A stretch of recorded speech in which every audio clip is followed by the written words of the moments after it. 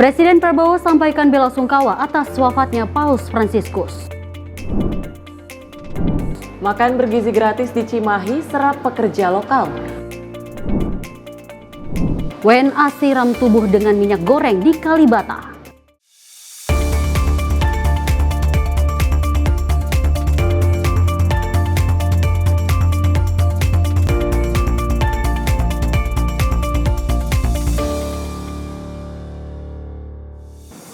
Halo, selamat malam pemirsa. Senang sekali kami menyapa Anda pada malam hari ini. Seperti malam biasanya, kami akan memberikan sejumlah informasi lainnya. Dan selain 4 informasi yang kami antarkan, kami juga menyediakan informasi seputar dengan kegiatan dan juga kebijakan dari Menteri Kabinet Merah Putih dan sejumlah kepala daerah. Menyapa Malam juga akan menghadirkan informasi seputar peristiwa dan berita olahraga bersama saya Tiara Dianti. Dan saya Dewa Manik. Simak informasi Menyapa Malam untuk Anda.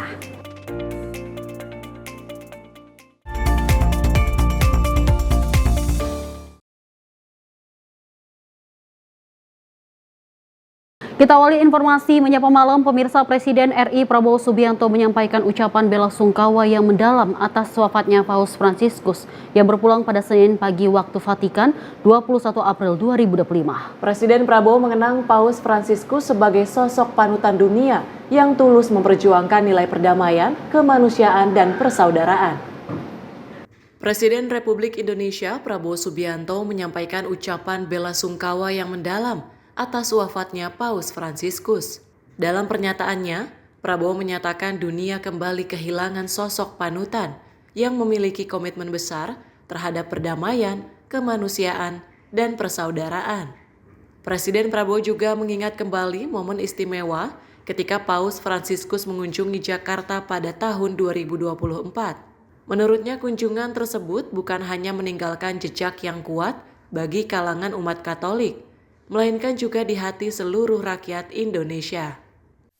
Pesan kesederhanaan, pluralisme, keberpihakan kepada orang miskin, dan kepedulian Sri Paus terhadap sesama akan selalu menjadi teladan bagi kita semua. Di akhir pernyataannya, Presiden Prabowo pun memberikan penghormatan terakhir bagi mendiang pemimpin gereja Katolik tersebut. Tim redaksi Sinpo TV melaporkan. Pemirsa, pemimpin umat Katolik sekaligus Kepala Negara Vatikan, Paus Fransiskus wafat pada Senin 21 April 2025. Bendera setengah tiang pun dikibarkan Kedutaan Vatikan di Indonesia sebagai bentuk rasa duka. Bendera setengah tiang dikibarkan di Kedutaan Vatikan di Indonesia yang berada di kawasan Gambir, Jakarta Pusat, Senin siang. Bendera tersebut sebagai bentuk rasa duka atas wafatnya pemimpin umat Katolik sekaligus Kepala Negara Vatikan, Paus Fransiskus di Vatikan, Roma. Paus Fransiskus meninggal dunia pada usia 88 tahun. Paus sempat dirawat pada Februari lalu karena menderita penyakit bronkitis kronis dan sempat keluar dari rumah sakit pada 23 Maret lalu. Dari Jakarta, Dio Malau, Sinpo TV melaporkan.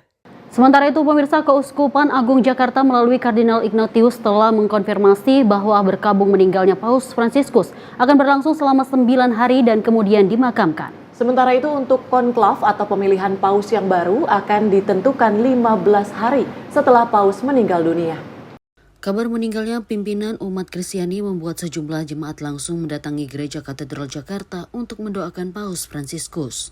Para jemaat ini dengan khusyuk mendoakan Paus di depan altar dalam misa harian yang dikhususkan untuk mendiang Paus Fransiskus. Kardinal Ignatius Suharyo selaku Uskup Agung Jakarta tidak mempercayai berita meninggalnya Paus Fransiskus dikarenakan Paus masih memimpin ibadah mingguan. Kabar meninggalnya Paus Fransiskus lalu dikonfirmasi ke Kedutaan Besar Vatikan dan Keuskup Agung Jakarta lalu menerima berita resmi meninggalnya Paus melalui Dewan Kardinal yang ada di Vatikan.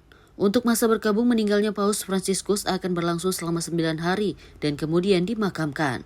Dan untuk pemilihan Paus baru akan dilaksanakan 15 hari usai meninggalnya Paus Fransiskus. Kardinal Suharyo menyebutkan para kardinal yang ada di Roma baru akan membicarakan hal konkret besok pagi, pukul 9 waktu Vatikan. Informasi yang disampaikan oleh Duta Besar Vatikan untuk Indonesia adalah masa berkabung di Vatikan itu 9 hari. Jadi 9 hari sejak hari ini baru akan dilaksanakan pemakaman. Sementara itu, pemilihan paus yang baru itu mesti dilaksanakan 15 hari sesudah paus meninggal.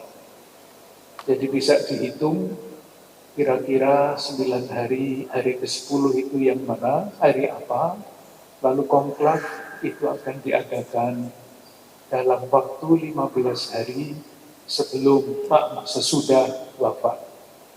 Berapa lama konklav itu akan berlangsung tergantung dari keadaan. Ignatius menambahkan Paus Fransiskus merupakan sosok yang sederhana.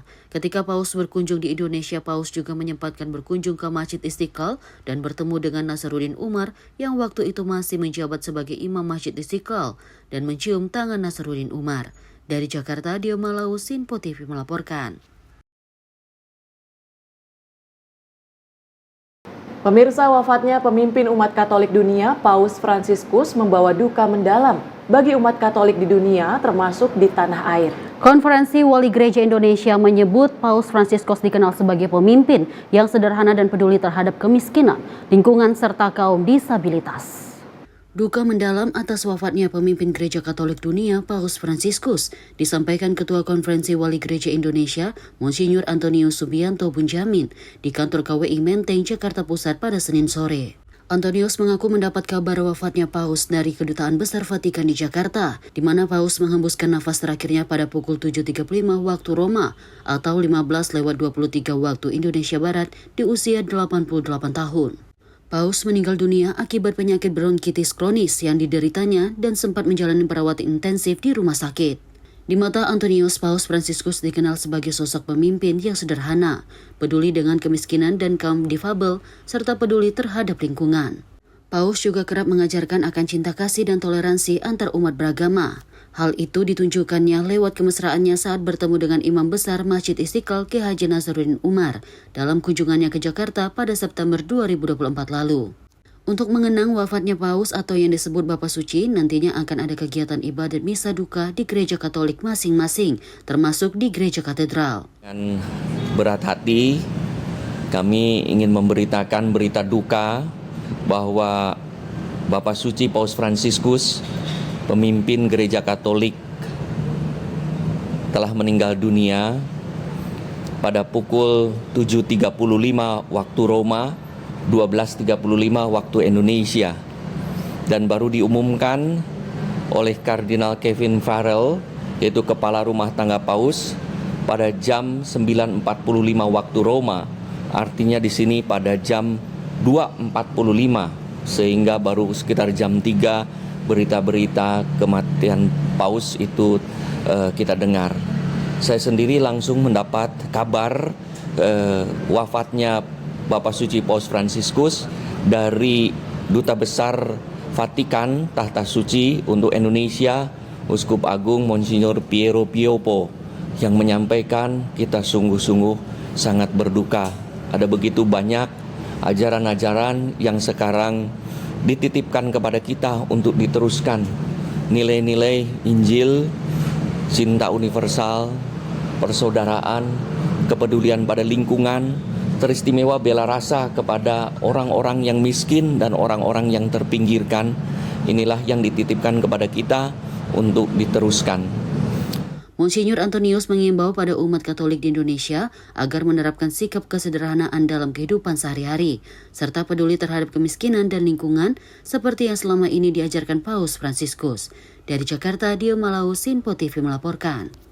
Kita lanjut informasi berikut ini. Pemirsa, Wakil Presiden RI Gibran Rakabuming Raka menerima kunjungan kehormatan Wakil Perdana Menteri Malaysia di Istana Wakil Presiden Jakarta. Pratikno selaku Menko PMK yang mendampingi Gibran menyebutkan bahwa pertemuan itu membahas berbagai hal penting, termasuk penguatan industri halal dan proyek-proyek kerjasama ekonomi antar kedua negara.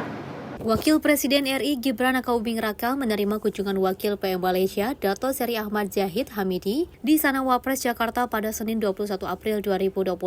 Pertemuan ini menindaklanjuti hasil pertemuan Presiden Prabowo dengan PM Anwar Ibrahim sebelumnya. Keduanya sepakat memperkuat kerjasama strategis antara Indonesia dan Malaysia, khususnya di bidang ekonomi, industri halal, dan perlindungan pekerja migran. Menko PMK Pratikno yang mendampingi Gibran usai pertemuan menyampaikan, salah satu topik utama yang dibahas yakni pentingnya sinergi sertifikasi halal karena kedua negara memiliki potensi besar di sektor makanan, kosmetik, dan farmasi. Proyek kapal Roro Batam Johor juga dibahas untuk memperlancar logistik. Selain itu, Gibran mendorong kerjasama dalam menghadapi kampanye negatif terhadap sawit dan perluasan pasar global. Mendampingi Bapak Wakil Presiden untuk menerima Wakil Perdana Menteri Malaysia. Jadi ada beberapa hal yang dibahas, yaitu peningkatan kerjasama ekonomi, terutama sekali kerjasama ekonomi di kawasan Batam dan Johor. Kemudian juga kerjasama untuk industri halal, karena Indonesia dan Malaysia ini adalah masyarakat Muslim yang terbesar di Asia Tenggara. Kemudian juga perlindungan pekerja migran Indonesia, jadi diintensifkan itu one channel system bagi perlindungan tenaga kerja Indonesia. Kemudian juga kerjasama untuk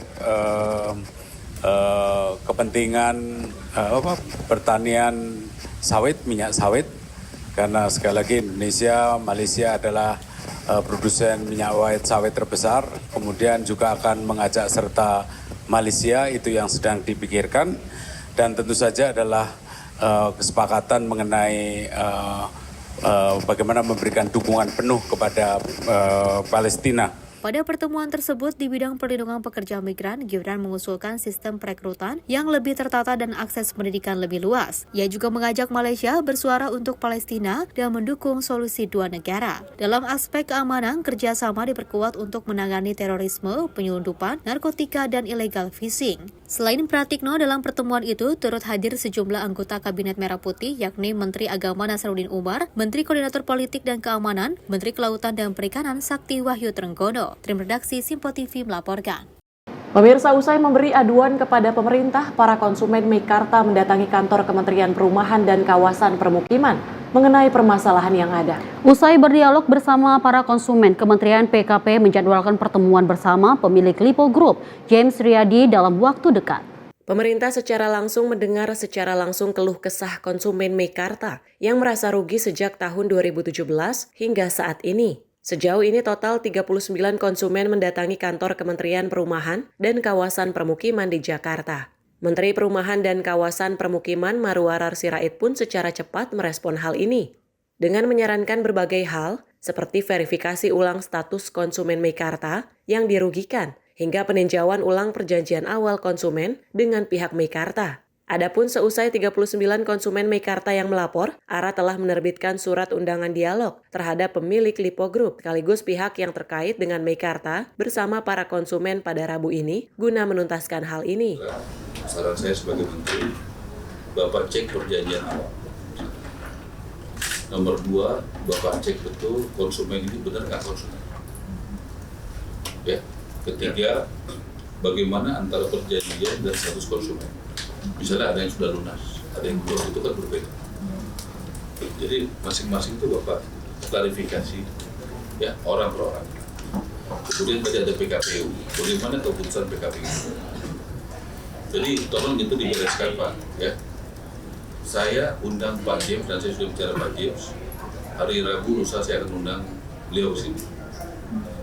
Nah, saya pengen kalian mengkonsolidasikan data informasi itu, kerja keraslah 2 hari ini supaya kita pertemuannya efektif. Siap nggak begitu? Mau nggak begitu? Diharap melalui duduk bersama pemilik Lipo Group bersama para konsumen Meikarta, diharap mampu memunculkan titik terang agar hal ini dapat terselesaikan secara tuntas. Dari Jakarta, Max Azizul Hakim, Tim Liputan Simpo TV. Kita beralih dengan informasi lainnya, pemirsa. Ketua Komisi 2 DPR Rifki Nizami Karsayuda mengungkapkan bahwa Otorita Ibu Kota Nusantara telah siap untuk menampung 9.500 aparatur sipil negara atau ASN yang akan ditempatkan di IKN. Dirinya menyebut hal ini sebagai bentuk kepastian pemerintah dalam membangun IKN sekaligus menarik para investor. Komisi 2 DPR menggelar rapat kerja bersama Menteri Pendayagunaan Aparatur Sipil Negara dan Reformasi Birokrasi Rini Widiantini dan Kepala BKN serta OIKN di Kompleks Parlemen Senayan, Jakarta. Dalam rapat ini membahas terkait kepastian mengenai pemindahan ASN ke Ibu Kota Nusantara atau IKN. Ketua Komisi 2 DPR Rifki Nizami Karyayuda mengatakan bahwa persiapan saat ini IKN siap menampung ASN sebanyak 9.500. Dirinya juga menyebut nantinya tahun 2028, IKN diprediksi akan siap menampung sebanyak 15.000 hingga 20.000 ASN. Satu agenda utamanya, kita ingin memastikan bagaimana kebijakan pemerintah terkait dengan pemindahan ASN ke IKN. Kita tahu bahwa ini adalah tahun ketiga pembangunan infrastruktur IKN. Mulai tahun 2022, 2023, 2024 yang sudah rampung dan sekarang running 2025 sampai dengan 2028. Kami hari ini mendapatkan data bahwa Otorita IKN telah siap menampung lebih kurang 9.500 ASN untuk berkantor di IKN. Dan sampai dengan 2028 tentu jumlahnya mendekati nanti lebih kurang 15.000 sampai dengan 20.000 ASN. Walaupun dari sisi tingkat hunian yang disediakan hingga 2028 baru mampu menampung sekitar 13.000 ASN. Nah, hal ini penting untuk kami lihat bagaimana kebijakan Kementerian Pan-RB dan BKN, kementerian lembaga mana saja yang akan didahulukan pindah, dan kapan pindahnya. Kepindahan ini bukan hanya akan menjawab polemik apakah IKN itu betul-betul akan menjadi ibu kota pemerintahan dan ibu kota negara kita, tetapi juga sekaligus untuk memberikan informasi kepada investor sejauh mana negara sungguh-sungguh untuk melakukan perpindahan atau mutasi ASN ke sana.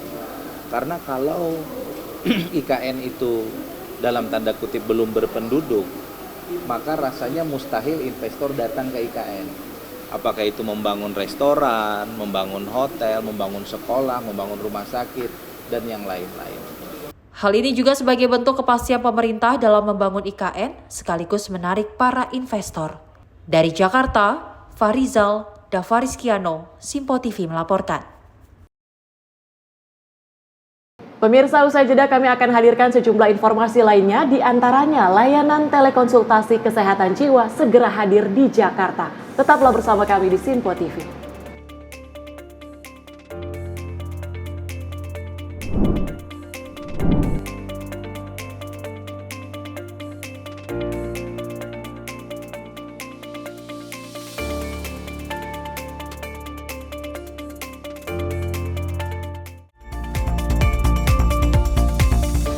Pemirsa, Simpo TV kembali hadir menemani Anda dengan berbagai informasi yang telah kami rangkum dalam sepekan. Sajian lengkap informasi sepekan kami hadirkan untuk Anda. Badan Legislasi DPR menemui masa unjuk rasa di depan gedung DPR RI Senayan, Jakarta. Menemani akhir pekan Anda bersama keluarga dengan rangkuman berita menyeluruh dalam Simpo Sepekan setiap minggu pukul 6 pagi hanya di Simpo TV. Halo, selamat malam pemirsa. Senang sekali rasanya kami mengisi ruang informasi Anda. Akhiri aktivitas Anda dengan rangkuman perkembangan peristiwa yang terjadi sepanjang hari. Sebelumnya kita saksikan ada sekitar 3.000 tamu undangan, sementara di Ibu Kota Nusantara ini ada sekitar 2.000 tamu undangan. Rangkaian informasi nasional dan mancanegara dirangkum sebagai penutup hari dalam Menyapa Malam. Setiap Senin hingga Jumat pukul 8 malam, hanya di Simpo TV. Halo, selamat pagi pemirsa Simpo TV. Selamat pagi Andi. Selamat pagi, Fen. Beragam informasi terbaru hadir menemani Anda sebelum memulai hari. itu memang dari Menteri Perhubungan juga mendukung, Betul. dari Menteri Keuangan juga mendukung, dan kita sebagai masyarakat pun juga Harus mendukung. Mengangkat isu yang tengah menjadi pembicaraan paling hangat, semarakan pagi Anda bersama Menyapa Pagi. Setiap Senin hingga Jumat pukul 6 pagi, hanya di Sinpo TV. Halo pemirsa, kami kembali hadir dengan sejumlah informasi yang kami himpun dari berbagai penjuru dunia. Rangkaian informasi yang membuat akhir pekan Anda begitu bermakna. Sebuah kelompok di Afrika Selatan memberikan layanan pertunjukan film dengan tenaga surya. Berita yang menjadi sorotan media dari dalam dan luar negeri, kami hadirkan untuk menemani pekan Anda dalam Sinpo Dunia Sepekan, Sabtu dan Minggu pukul 9 pagi, hanya di Sinpo TV. Kami hadir dengan rangkaian informasi dari berbagai penjuru dunia. Topik dan isu yang tengah menjadi sorotan mancanegara dikemas dengan lengkap untuk Anda.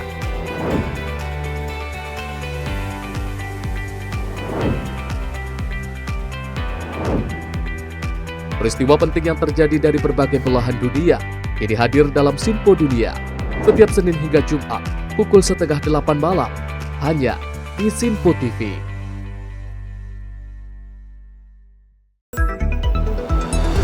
Jadilah yang pertama mengetahui perkembangan terkini seputar informasi dari lembaga parlemen. Punya data nasional, tidak ada satupun backup berarti kan? Tiba-tiba ada putusan yang nggak masuk akal dan seperti ini gitu. Kita biarkan rekomendasi kepada KPK, periksa! Kami hadirkan informasi paling akurat untuk mengawal setiap informasi dalam rapat komisi dan paripurna. Tentunya bersama saya Andi Rezaldi yang telah kami rangkum dalam program Sinpo Parlemen. Saya Arif Tufan. Saksikan Sinpo Parlemen setiap Sabtu pukul 6 pagi hanya di Sinpo TV.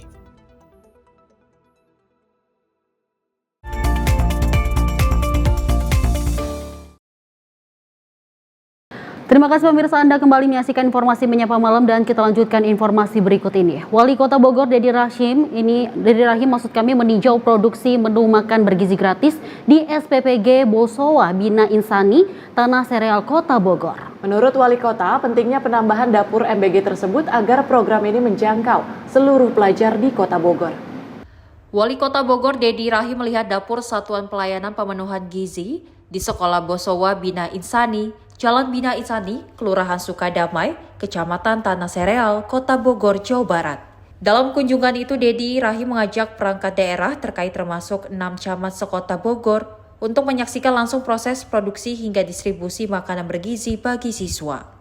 Wali Kota turut mengapresiasi pihak yang telah andil merealisasi makan bergizi gratis di Kota Bogor untuk mendukung dan menyukseskan program Presiden Prabowo Subianto.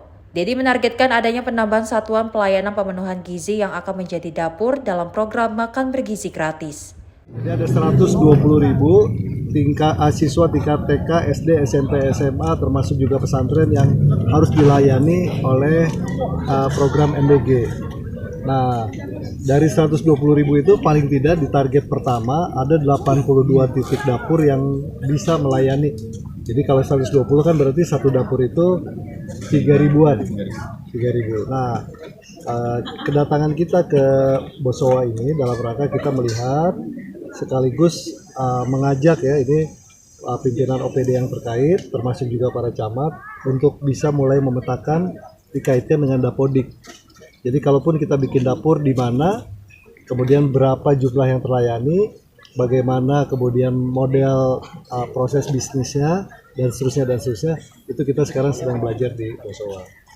Yang kedua, hari ini di Kota Bogor baru ada 4 ya, dari akhirnya baru ada 4 dapur, namanya SPPD, dan akan nambah satu lagi di Tanah Sareal.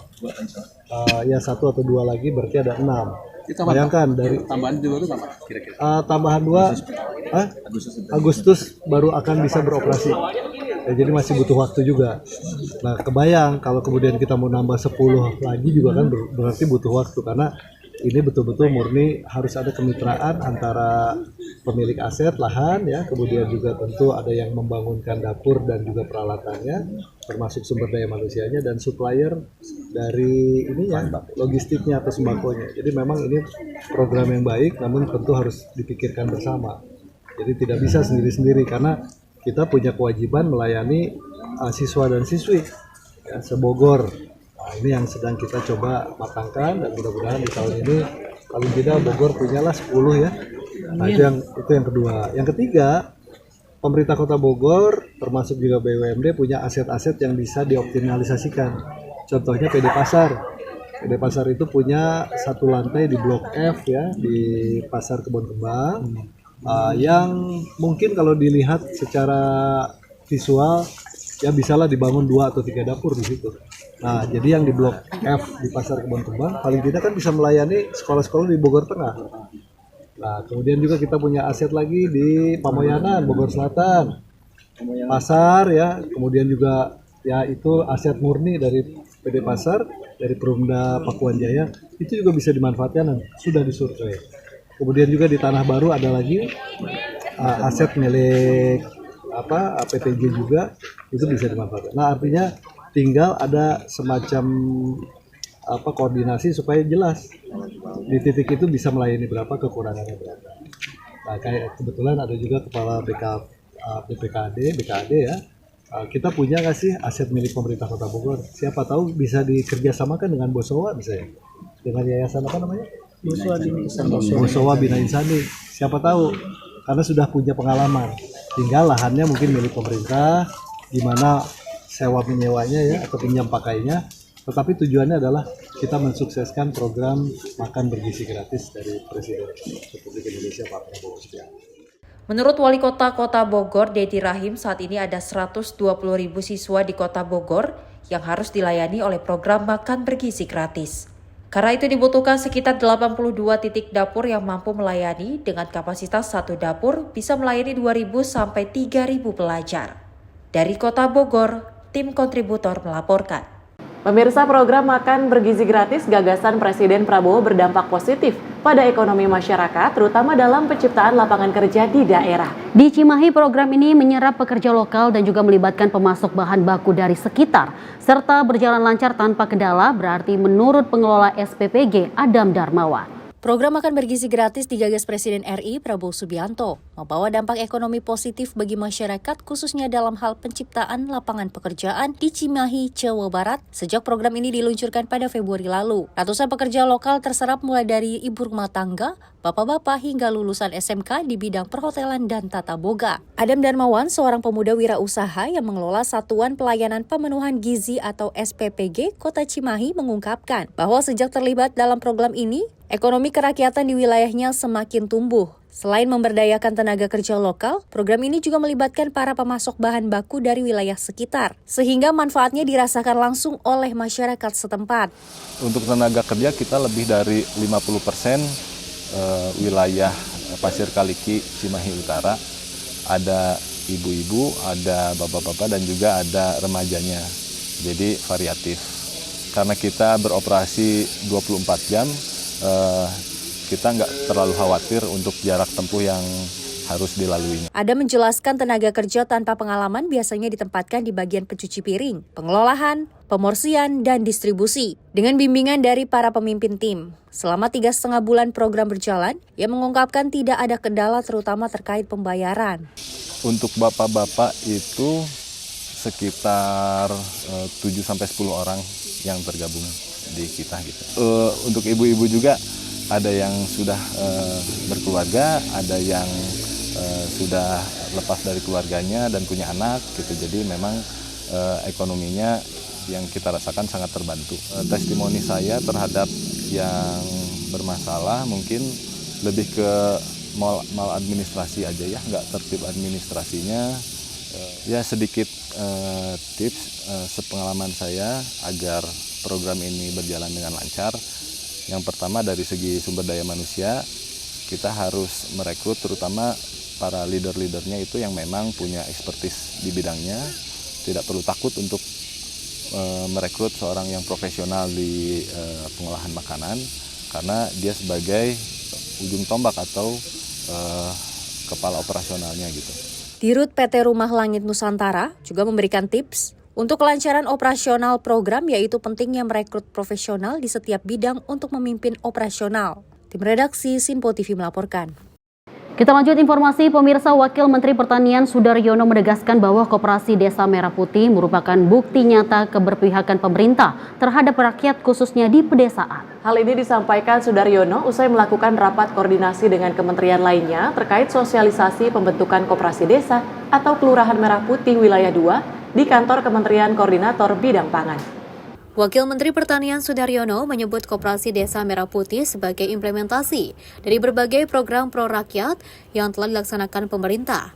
Dalam pernyataannya, Sudaryono menyampaikan beragam kebijakan yang telah digulirkan Presiden Prabowo sejak dilantik, mulai dari penghapusan hutang, kenaikan UMR, pemberian THR untuk pengemudi ojek online, hingga penurunan biaya haji.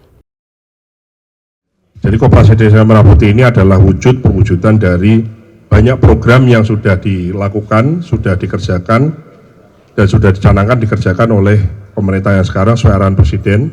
Tadi kami jelaskan di dalam, setelah Pak Presiden itu dilantik, maka beberapa programnya itu, ya saya sebutkan aja di sini, penghapusan utang menahun itu urusan rakyat. Menaikkan UMR itu tujuannya untuk rakyat. Ojo diberi THR itu juga untuk rakyat. Sekolah rakyat untuk anak-anak miskin, urusan rakyat. Pupuk bersubsidi diberikan dengan utuh, full, itu juga kepentingan rakyat. Harga gabah 6.500 juga untuk kepentingan rakyat. Kemudian harga jalan tol, ya ada diskonnya, itu juga kepentingan rakyat. Harga tiket pesawat didiskon di saat peak season, itu juga kepentingan rakyat. Kemudian biaya haji diturunkan untuk kepentingan rakyat. Kemudian irigasi dibereskan, itu kepentingan rakyat. Gaji guru honorer sampai dengan 2 juta kan gajinya ada yang di bawah juta, ada yang 1, itu semua disamaratakan, gaji honorer 2 juta itu kepentingan rakyat. Kemudian gaji guru semua tunjangannya dikirim langsung ke rekening, kepentingan rakyat. Termasuk Koperasi Desa Merah Putih itu adalah untuk kepentingan rakyat yang kebanyakan tinggal di desa dan kelurahan. Jadi betul-betul adalah perwujudan implementasi dari keberpihakan Presiden kita, pemerintah ini untuk membangun segala sesuatunya berdasarkan rakyat yang ada di wilayah, di daerah-daerah. Seluruh kebijakan bermuara pada satu tujuan, yakni diperuntukkan rakyat, termasuk pembentukan Koperasi Desa Merah Putih yang diarahkan untuk masyarakat pedesaan. Dari Jakarta, Jiana Bila, Mutia Anggiani, Simpo TV melaporkan. Pemirsa, perayaan Hari Kartini menjadi momentum penting untuk menegaskan kembali peran strategis perempuan dan generasi muda dalam mewujudkan visi Indonesia Emas 2045. Hal tersebut disampaikan istri Wakil Presiden Gibran Rakabuming Raka, Selvi Ananda, saat menghadiri perayaan Hari Kartini 2025 yang berlangsung meriah di Tenis Indoor Stadium Senayan, Jakarta pada Senin malam. Istri Wakil Presiden Gibran Rakabuming Raka, Selvi Ananda, menegaskan peringatan Hari Kartini harus dimaknai sebagai ajakan untuk melanjutkan cita-cita Raden Ajeng Kartini yang menciptakan perempuan Indonesia yang tangguh, mandiri, dan berkontribusi bagi bangsa. Selvi juga menyoroti pentingnya kolaborasi antar generasi dengan menyampaikan bahwa pembelajaran harus terjadi dua arah, tidak hanya dari generasi senior kepada Gen Z, tetapi juga sebaliknya. Pada kesempatan tersebut, Selvi juga mengapresiasi Kongres Wanita Indonesia sebagai penyelenggara acara sekaligus menggagas peluncuran 1000 profesi perempuan dan Gen Z. Seperti yang kita sadari bersama bahwa perjuangan Raden Ajeng Kartini ini belum selesai. Maka ke depan kita perlu terus mendorong peningkatan akses pendidikan, kesehatan, permodalan, dan juga informasi, dan masih banyak lagi sektor-sektor untuk perempuan Indonesia. Dan kita juga perlu untuk terus mengupayakan perlindungan maksimal bagi perempuan dari tindak kekerasan baik fisik maupun mental, serta menciptakan ekosistem yang aman dan kondusif bagi perempuan untuk berkreasi, berkarya, berekspresi, dan juga berkembang. Di sisi lain, Selvi juga menekankan bahwa perjuangan emansipasi wanita belum usai. Menurutnya tantangan saat ini masih ada, mulai dari kesenjangan pendidikan dan kesehatan, akses terhadap permodalan, hingga perlindungan dari kekerasan. Menutup sambutan, Selvi juga mengajak seluruh elemen bangsa untuk bergotong royong dalam mendukung pemberdayaan perempuan. Dari Jakarta, tim Simpo TV melaporkan. Pemirsa, Dinas Kesehatan DKI Jakarta akan hadir lebih dekat untukmu melalui layanan telekonsultasi kesehatan jiwa yang aman, nyaman, dan terpercaya. Warga bisa berkonsultasi langsung dengan tenaga kesehatan jiwa profesional dari mana saja, kapan saja, dan dukungan dari perangkatmu, dan juga tentunya gratis. Hidup di tengah hiruk-pikuk kota besar seperti Jakarta tidak jarang membuat kita merasa lelah, cemas, atau bahkan terjebak dalam tekanan yang sulit diungkapkan. Beberapa mungkin lebih memilih diam dan menyimpan semuanya sendirian. Jangan khawatir, Dinas Kesehatan DKI Jakarta akan hadir lebih dekat untukmu melalui layanan telekonsultasi kesehatan jiwa yang aman, nyaman, dan terpercaya. Kamu bisa berkonsultasi langsung dengan seorang profesional, tersedia 24 jam sehari, 7 hari seminggu, selama 60 menit, dari mana saja, kapan saja, cukup dari perangkatmu, bebas pulsa, dan tentunya gratis. Dari Jakarta, tim redaksi Sinpo TV melaporkan. Sementara itu pemirsa, pasca pembongkaran puluhan bangunan liar di bantaran Kalibaru, Desa Srijaya, Kecamatan Tambun Selatan, Kabupaten Bekasi, kondisi kawasan tersebut mulai menunjukkan perubahan signifikan. Kawasan yang sebelumnya dipenuhi bangunan semi permanen kini terlihat lebih terbuka dan asri seiring berjalannya proses normalisasi sungai. Pasca pembongkaran puluhan bangunan liar di bantaran Kalibaru, Desa Srijaya, Kecamatan Tambun Selatan, Kabupaten Bekasi, kondisi kawasan tersebut mulai menunjukkan perubahan signifikan. Kawasan yang sebelumnya dipenuhi bangunan semi permanen kini terlihat lebih terbuka dan asri, seiring berjalannya proses normalisasi sungai. Pembongkaran dilakukan oleh aparat gabungan dari Pemkab Bekasi dan Pemprov Jawa Barat sebagai bagian dari program penertiban wilayah rawan banjir. Selain bangunan, beberapa pohon yang menghalangi jalur alat berat juga telah ditebang untuk memperlancar proses pengerukan sedimen. Penertiban ini bertujuan mengembalikan fungsi sungai sebagai jalur air utama dan mengantisipasi potensi banjir saat musim hujan. Pemerintah mengimbau masyarakat untuk mendukung program ini dan tidak kembali mendirikan bangunan liar di sepanjang bantaran sungai. Warga sekitar menyambut baik upaya ini. Menurut salah seorang warga Desa Srijaya mengungkapkan, sekarang lebih rapi dan bersih. Ia berharap tidak ada lagi bangunan liar yang mengganggu. Pemerintah daerah memastikan proses penertiban dilakukan secara humanis dengan memberikan waktu dan sosialisasi kepada pemilik bangunan sebelum pembongkaran dilakukan. Tim redaksi Sinpo TV melaporkan. Pemirsa, jangan kemana-mana, usai jeda kami akan hadir dengan sejumlah informasi lainnya. Salah satunya terkait peristiwa guru di Bangkalan jadi korban begal usai pulang mengajar. Namun usai jeda tetaplah bersama kami di Sinpo TV.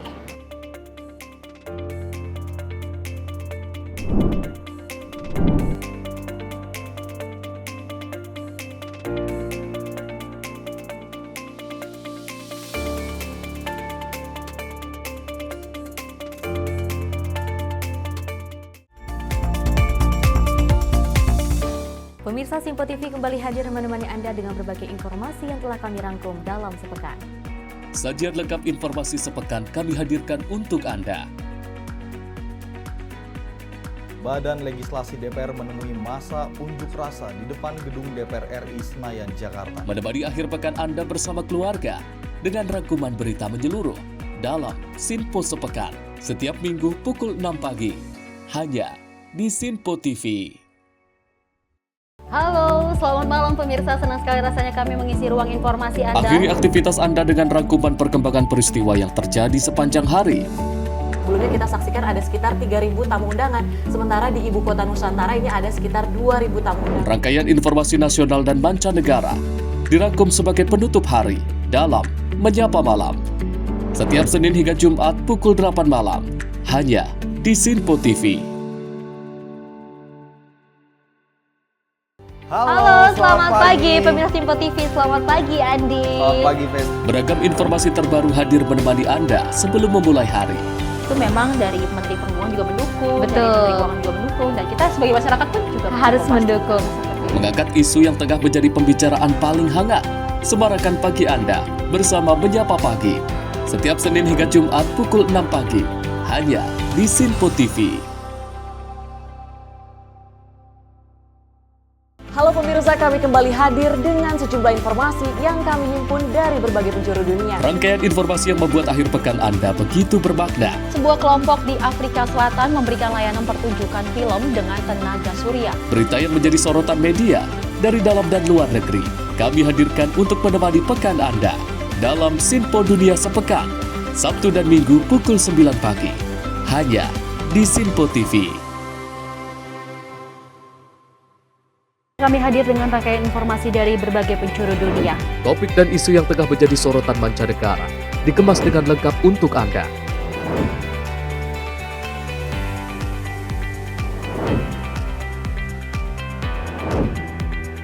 Peristiwa penting yang terjadi dari berbagai belahan dunia kini hadir dalam Sinpo Dunia setiap Senin hingga Jumat pukul 7:30 malam hanya di Sinpo TV.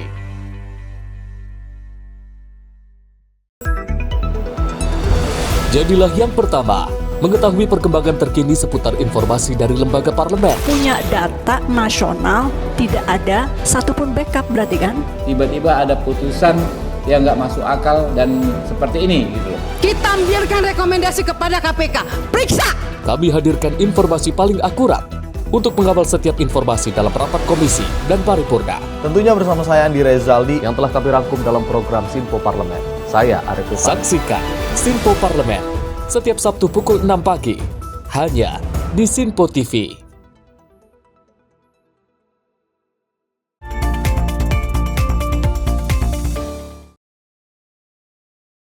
Terima kasih pemirsa, Anda masih menyaksikan Menyapa Malam. Informasi kami lanjutkan. Kecelakaan lalu lintas yang mengakibatkan penumpang sepeda motor dan truk box mengakibatkan pengendara sepeda motor luka cukup serius dan satu korban lainnya luka-luka di Jalan Raya Bocimi, Caringin, Bogor. Dan juga kedua korban langsung dilarikan ke RSUD Ciawi untuk mendapatkan perawatan intensif. Kecelakaan lalu lintas yang melibatkan sebuah truk box dan sepeda motor terjadi di Jalan Raya Bogor, Sukabumi, Desa Siharang Pondok, Kecamatan Caringin, Kabupaten pada Selasa pagi. Peristiwa kecelakaan tersebut bermula saat sepeda motor yang dikendarain korban hendak menyalip kendaraan di depannya, namun naas motor korban bersenggolan dengan truk box dari arah berlawanan.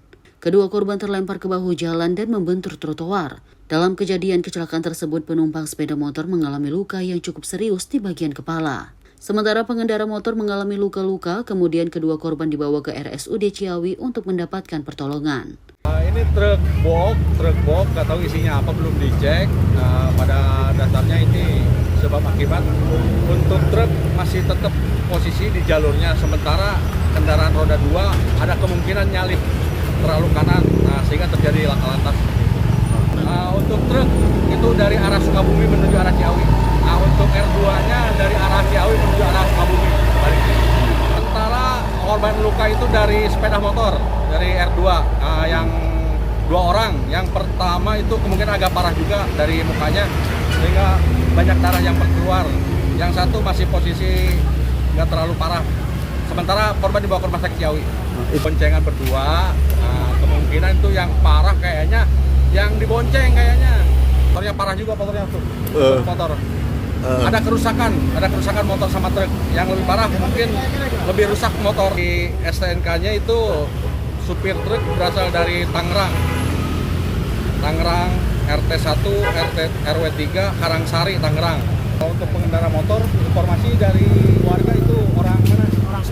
Orang Sukabumi Cibadak, informasi sementara seperti itu. Anggota Lantas Polsek Caringin Aibtu Dedi Supriyatna mengatakan, pengemudi truk box dengan nomor polisi B9858 SCI melaju dari arah Sukabumi menuju Bogor, namun dari arah berlawanan. Tiba-tiba sepeda motor Honda Beat nomor polisi F6158 TS yang hendak menyalip kendaraan lain muncul hingga terjadi benturan. Dari Kabupaten Bogor, tim kontributor Sinpo TV melaporkan. Pemirsa, jagat maya digegerkan dengan aksi brutal seorang warga negara asing yang mengamuk di sebuah supermarket kawasan Kalibata City, Pancoran, Jakarta Selatan pada Senin 21 April 2025. Pria tersebut terekam telanjang dada sambil berteriak histeris melumuri tubuhnya dengan minyak goreng dan menghancurkan barang-barang di sekitar supermarket. Seorang pria warga negara asing WNA mengamuk di sebuah supermarket Kalibata City, Pancoran, Jakarta Selatan pada Senin 21 April 2025. Kapolsek Pancoran Kompol Mansur membenarkan kejadian ini. Pria tersebut diduga mabuk berat dan sedang mengalami konflik keluarga yang berujung kekerasan. WNA tersebut tinggal di apartemen Kalibata City bersama istri dan 2 anaknya. Lebih mengkhawatirkan, pria tersebut sempat menjadikan 2 anaknya yang masih balita sebagai sasaran. Salah satu anaknya nyaris dilempar oleh pelaku dalam kondisi kalap. Beruntung petugas dan warga segera bertindak cepat dan berhasil menyelamatkan kedua anak laki-laki yang masing-masing berusia sekitar 2 dan 3 tahun. Dalam rekaman video yang tersebar luas, terlihat sejumlah petugas keamanan dan warga mencoba menenangkan pelaku yang terus berontak, bahkan melawan saat dilempari buah-buahan di supermarket. Setelah cukup lama membuat kericuhan, pria WNA tersebut akhirnya berhasil dilumpuhkan dan dibawa ke Rumah Sakit Polri Kramat Jati untuk penanganan lebih lanjut, termasuk pemeriksaan kondisi mental dan kadar alkohol dalam tubuhnya. Tim redaksi Simpo TV melaporkan. Kita lanjut informasi peristiwa berikut ini. Pemirsa, seorang pria berpura-pura menjadi orang tua murid yang sedang menunggu anaknya pulang sekolah. Pelaku mencuri sepeda motor metik milik salah satu orang tua murid di lingkungan sekolah SDN Duri Kepa 5 Kebonjeruk, Jakarta Barat. Terduga pelaku melancarkan aksinya dengan memanfaatkan keramaian murid di jam usai pulang sekolah di saat momentum Hari Kartini. Detik-detik aksi terduga pelaku pencurian kendaraan bermotor di SDN Duri Kepa 05 Duri Kepa Kebonjeruk, Jakarta Barat terekam CCTV. Dalam video tersebut terlihat pelaku seorang diri berjaket dan topi hitam berjalan kaki masuk ke pelataran parkir sekolah dengan modus berpura-pura menjadi orang tua murid yang sedang menunggu anaknya.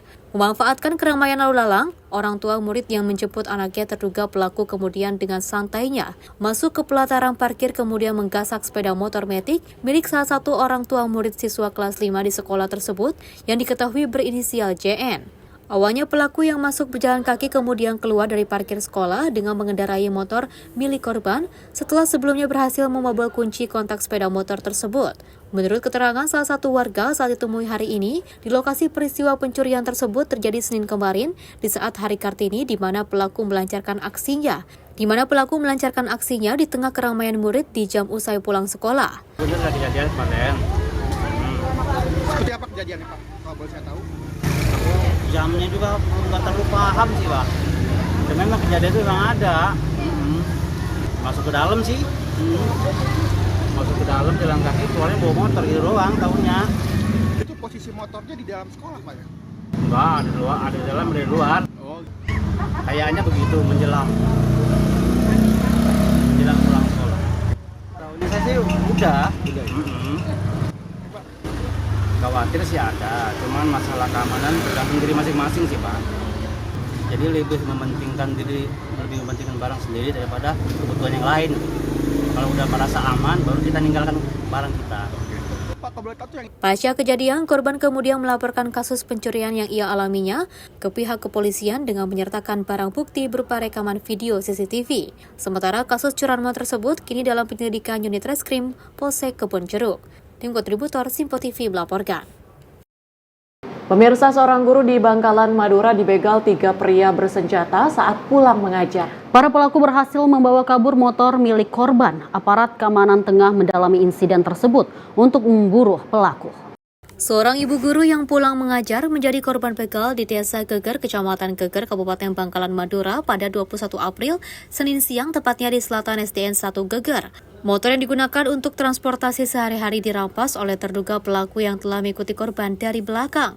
Setelah sampai di lokasi sepi, korban dihentikan dan motor yang berwarna putih yang dipakai korban langsung dirampas. Dalam video yang beredar di media sosial, guru tersebut mengaku dibegal oleh 3 pria yang membawa celurit dan senjata api. Kejadian tersebut sempat diketahui oleh warga sekitar, namun mereka tidak bisa berbuat banyak karena pelaku membawa senjata tajam yang membuat warga takut untuk melawan. Hal ini menambah kekhawatiran terhadap meningkatnya aksi kriminal di daerah tersebut. Menanggapi insiden ini, Kasat Reskrim Polres Bangkalan, AKP Hafid Dian Maulidi, membenarkan kejadian tersebut dan mengatakan pihak kepolisian telah menerima laporan. Polisi kini tengah melakukan penyelidikan untuk memburu para pelaku dan berencana meningkatkan patroli di wilayah rawan kejahatan agar kejadian serupa tidak terulang lagi. Tim redaksi Simpo TV melaporkan.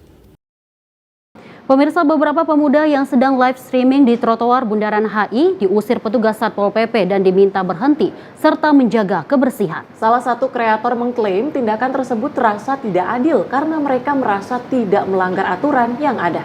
Beberapa pemuda yang tengah mencari cuan dengan melakukan live streaming di trotoar Bundaran HI terpaksa dihentikan oleh petugas Satpol PP. Dalam sebuah video amatir yang beredar luas di media sosial, terlihat mobil patroli Satpol PP berhenti di sekitar lokasi dan petugas langsung mendekati para pemuda yang tengah melakukan aktivitas tersebut. Mereka diminta untuk segera menghentikan live streaming yang tengah berlangsung. Selain meminta mereka berhenti, petugas Satpol PP juga memberikan beberapa peringatan terkait kebersihan dan tata tertib di ruang publik. Para pemuda diminta untuk tidak merokok di tempat umum dan membersihkan sampah yang tertinggal setelah mereka selesai beraktivitas. Tindakan ini menunjukkan adanya upaya dari petugas untuk menjaga ketertiban di sekitar Bundaran HI yang merupakan salah satu area publik yang ramai dikunjungi. Namun salah satu kreator bernama Ipung mengklaim bahwa alasan tersebut tidak masuk akal. Dia menyatakan bahwa mereka selalu menjaga kebersihan setelah melakukan live streaming dan tidak pernah merokok di tempat umum. Menurut Ipung, tindakan tersebut terasa tidak adil mengingat mereka tidak melakukan hal-hal yang melanggar aturan dan merasa bahwa mereka hanya sedang berusaha mencari nafkah dengan cara yang sah. Tim redaksi Simpo TV melaporkan.